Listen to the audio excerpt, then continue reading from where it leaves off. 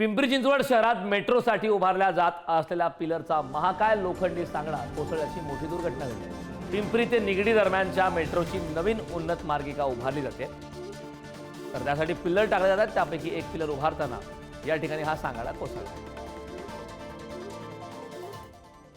या संदर्भात ताजी अपडेट देण्यासाठी आपले प्रतिनिधी तुषार झरेकर आपल्या सोबत जोडले। तुषार, आपण पाहतो चिंचवडमध्ये मेट्रो पिलरचा सांगाडा कोसळलाय, काय अपडेट आहे?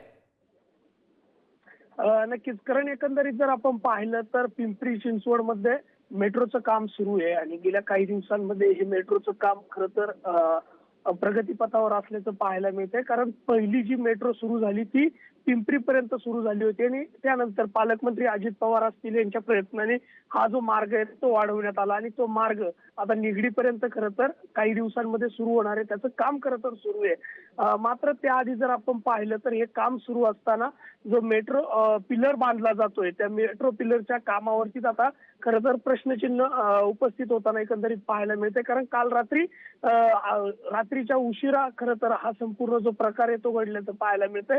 जो मेट्रो पिलर उभा केला जातोय त्या मेट्रो पिलरच कोसळलाय आणि त्यामध्ये काही जण जखमी झाल्याची माहिती खरं तर मिळालेली आहे। जखमींवरती उपचार सुरू आहेत। मात्र जे मेट्रो प्रशासकीय अधिकारी आहेत ते कोणीही धन्यवाद या महत्त्वपूर्ण अशा माहितीसाठी।